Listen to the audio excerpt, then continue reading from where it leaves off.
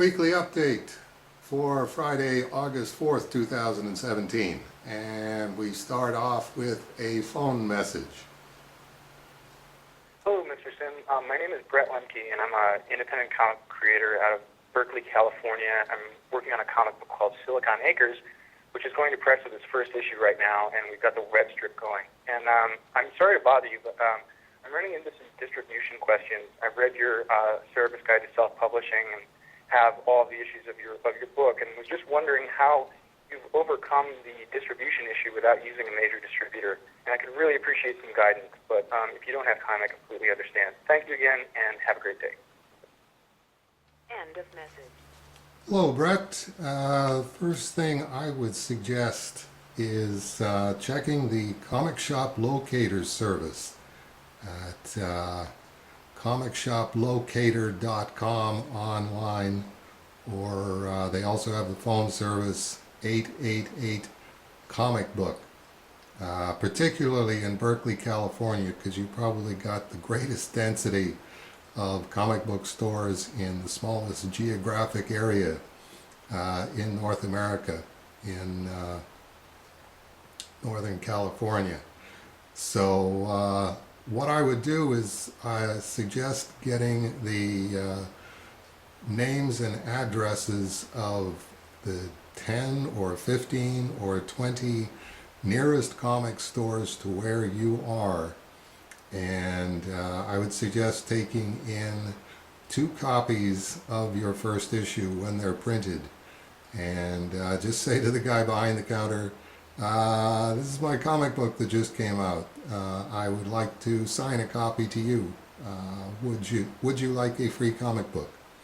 And hope that whoever it is says, yeah, sure, that's fine. And then say with the other comic book, can you give me the name of the guy guy or woman who does the buying for your comic book store? Because I'm hoping that they will agree to carry my comic book.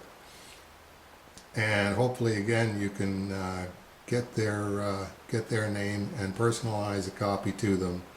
And like I say, do that with about 10 or 20 comic book stores. And then comes the brutal part, which is coming back for a second visit. Just tell them, I'll be back in, and I'll be interested to find out if you're interested in carrying my comic book. And just ask them to be completely brutal. If this is not a comic book that you think that you can sell in your store, please just tell me. And if possible, tell me why it's a comic book that you wouldn't be selling in your store. I think probably that would save most small press publishers a lot of aggravation if they just say, I just don't think it's of a professional quality.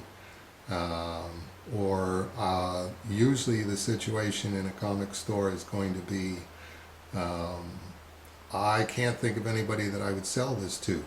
Most comic stores know their clientele pretty well at this point. There are a certain number of impulse buys just coming in off of the street, but most of their major subscribers and the people that are keeping them in business, if they're looking at your comic book, they're thinking, well, okay, who's going to buy this? It might be my Drawn and Quarterly fan. It might be somebody who's starting to branch out into the Image creator-owned titles instead of superhero comics. But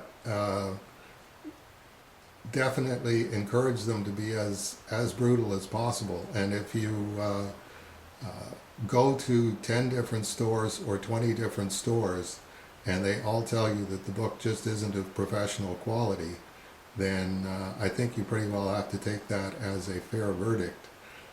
Also, if you go in and they say, I just haven't had time to look at it, then I think that's probably a major hint as well. They maybe don't want to hurt your feelings, but No, they could tell by looking at the cover and flipping through a couple of pages. No, this is just not going to sell copies in the store, and I've got better uses for the money in 2017. And something you're probably not going to want to hear is your first issue continued? If you just set up the premise in the first issue and it says, next issue, big surprise, we're off on whatever it is, and it took you 3 months or 6 months or 8 months or a year to produce your first issue, you're not going to be able to get a second issue done in less time than that, or not much less time than that. And the problem for the comic store is there's no point in them building a readership for you with your first issue if there's no way that the second issue is going to be coming in any more frequently than that.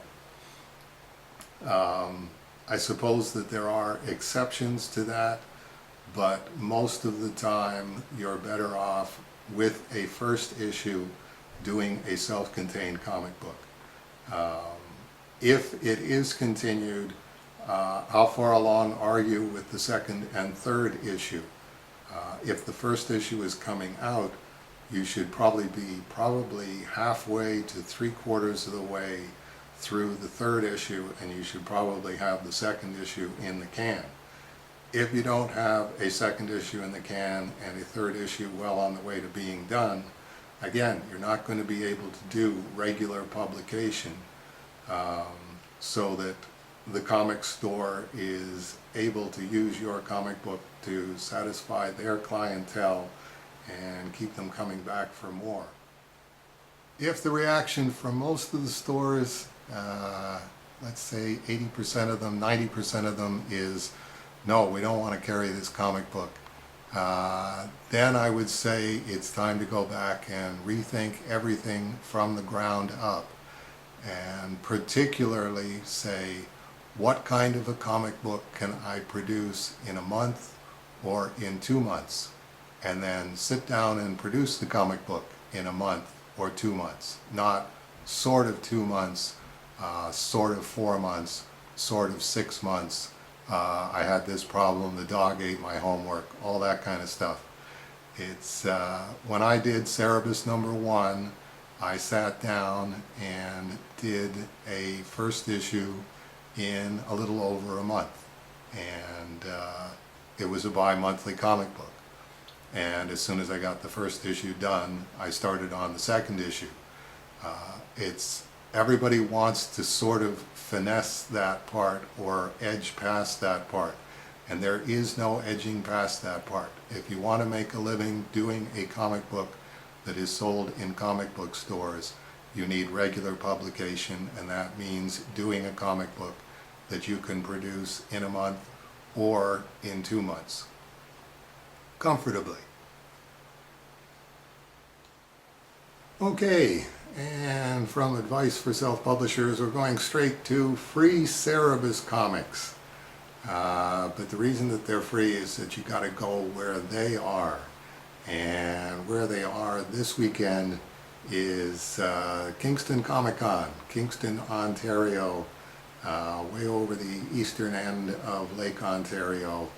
Alfonso Espanos of Studio Comics here in Kitchener has been representing us at a number of different conventions, and we're going to start telling you ahead of time where he's going to be. So if you want to actually go there specifically to get free Cerebus comics, you're looking for the Studio Comics press booth, and you're looking out for Alfonso or his crew, and they'll be happy to give you free Cerebus comics that they brought with them.